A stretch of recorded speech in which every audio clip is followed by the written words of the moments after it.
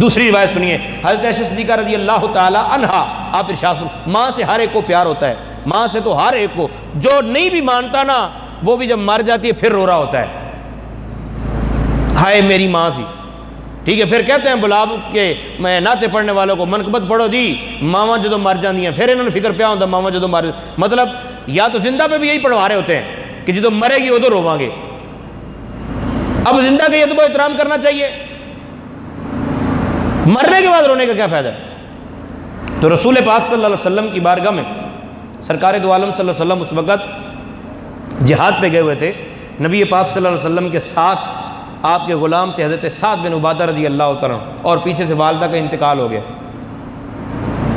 والدہ کا انتقال ہوا، رسول پاک صلی اللہ علیہ وسلم جب غزوے سے واپس آئے تو حضرت سعد بن عبادہ سرکار کی بارگاہ میں حاضر ہوئے، عرض کی حضور میری ماں پیچھے سے فوت ہو گئی، میری ماں پیچھے سے فوت ہو گئی ہے۔ تو ایک روایت میں یہ آتا ہے کہ رسول پاک صلی اللہ علیہ وسلم کے ساتھ وہ نہیں تھے، مطلق انہوں نے آ کے یہ بیان کیا، بہر روایتیں مختلف انداز سے بخاری میں بھی مسلم میں بھی موجود ہیں۔ یہ جو روایت میں آپ کو سنانے لگا ہوں یہ بخاری شریف کے اندر موجود ہے، اور اس میں جو امام بخاری نے باب باندھا ہے باب ما یستحب لمن توفی فجاءۃ ان یتصدقوا عنہ وقضاء النذور عن المیت، کہ میت کی طرف سے صدقہ کرنا یہ کتنا اچھا عمل ہے، اور میت نے کوئی منت مانی ہو تو اس کی منت اتارنا، اس بارے میں عنوان قائم کر کے امام بخاری روایت نقل کرتے ہیں نبی پاک صلی اللہ علیہ وآلہ وسلم نے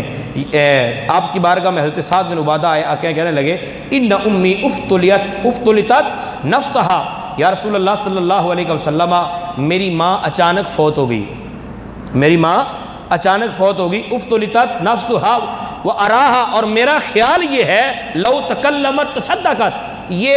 بعض لوگوں نے اس کا ترجمہ کرتے وقت یہ وضاحت کی ہے کہ اس کا مطلب یہ تھا کہ ان کو ہارٹ اٹیک ہوا ہے، ان کی روح اچانک قبض ہو گئی ہے، ہارٹ اٹیک آیا ہے، تو یا رسول اللہ صلی اللہ علیہ وسلم موقع ہی نہیں ملا ان کو بات کرنے کا، لو تکلمت، اگر میری ماں بولتی، اگر میری ماں کچھ کہتی تو پھر وہ صدقہ کرتی، تصدقت، وہ صدقہ کرتی، آفا اتصدق عنہا، یا رسول اللہ صلی اللہ علیہ وسلم آپ یہ بتائیے کہ کیا میں اس کی طرف سے صدقہ کر سکتا ہوں؟ نبی پاک صلی اللہ علیہ وسلم نے ارشاد فرمایا ہاں تو اس کی طرف سے صدقہ کر سکتا ہے۔ اور اس حوالے سے تیسری روایت یہ حضرت سعد بن عبادہ رضی اللہ تعالیٰ کے بارے میں واضح روایت ہے، آپ فرماتے ہیں ان سعد بن عبادہ رضی اللہ عنہ توفیت امہ وہو غائب عنہا، حضرت سعد بن عبادہ کی امی جان فوت ہو گئی اور وہ اس وقت وہاں موجود نہیں تھے، سرکار کی بارگاہ میں آئے، آ کے عرض کی یا رسول اللہ صلی اللہ علیہ وسلم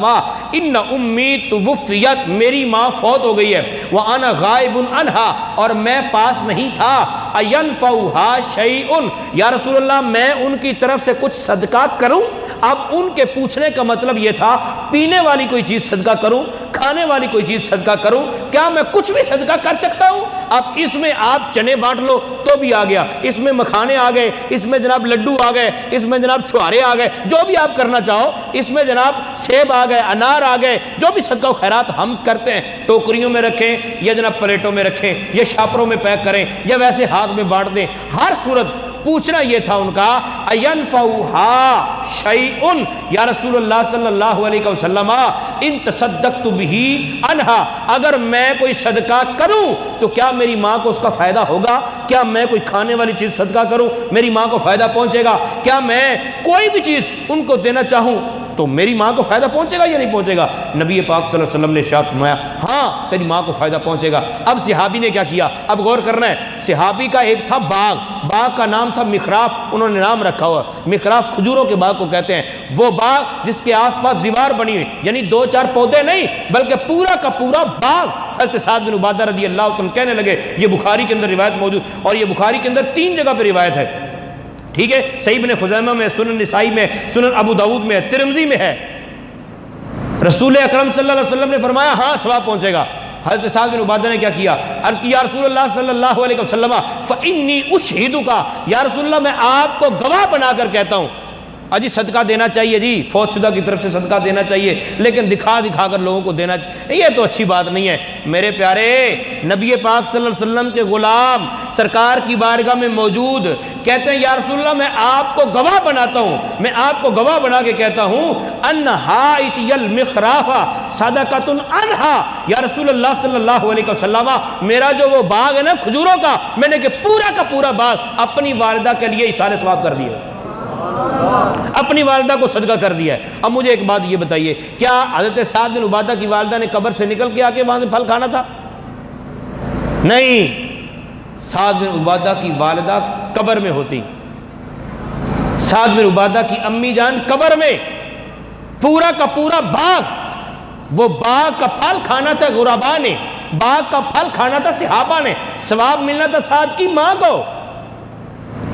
میرے پیارے، آپ تو ٹوکری رکھ کے پریشان ہیں، آپ تو جناب پرات کے اندر کوئی شاپر رکھ کے اور پھر پریشان ہے کہ پتہ نہیں اس کا ثواب پہنچے گا یا نہیں پہنچے گا، طرح طرح کی پریشانیاں لاحق ہو جاتی ہیں۔ کوئی کہتا میرے ابا جی کہتے تھے اس لیے کر رہا ہوں، حدیث سے تو ثابت نہیں ہے۔ تجھے کس نے کہا حدیث سے ثابت نہیں ہے؟ میت کی طرف سے آپ کھانا تقسیم کرو، میت کی طرف سے آپ پھل تقسیم کرو، میت کی طرف سے آپ پانی تقسیم کرو، ہر طرح کا ایصال ثواب ہو سکتا ہے۔ اور وہ باغ بھلا کیا پھر بنا؟ اس باغ کا رسول پاک صلی اللہ علیہ وسلم کے سامنے صحابی نے وہ باغ صدقہ کیا۔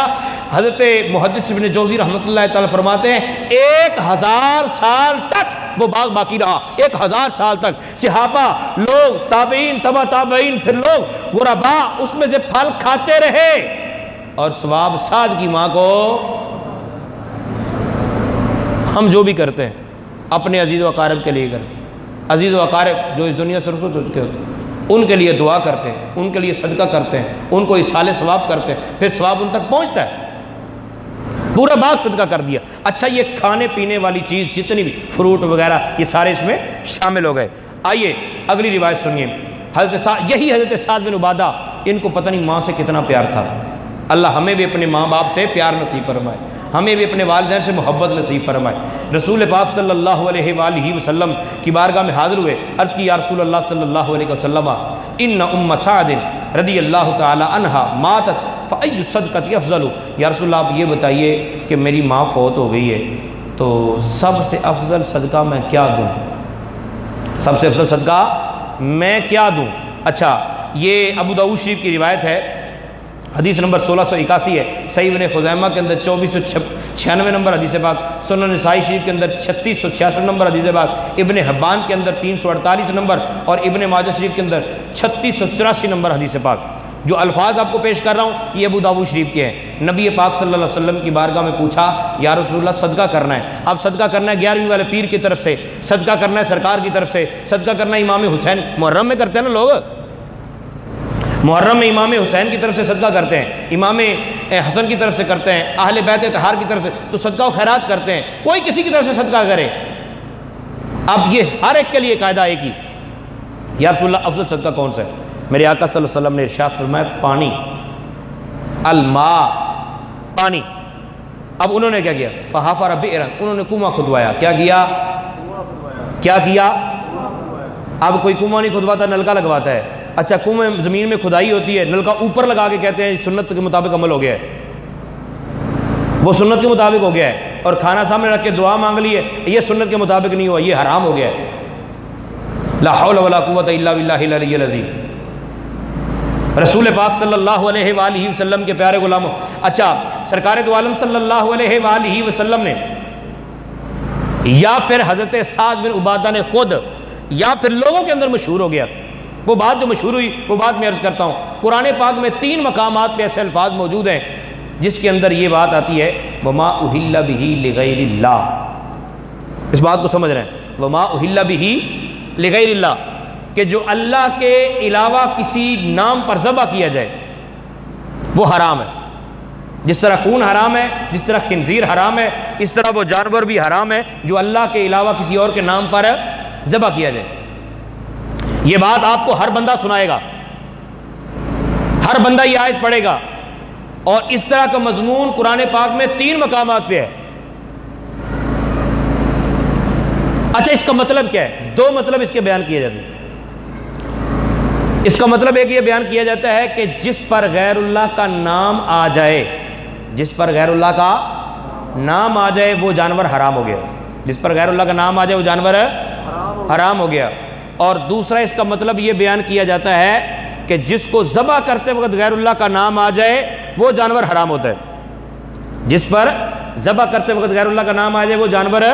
حرام ہوتا ہے۔ اچھا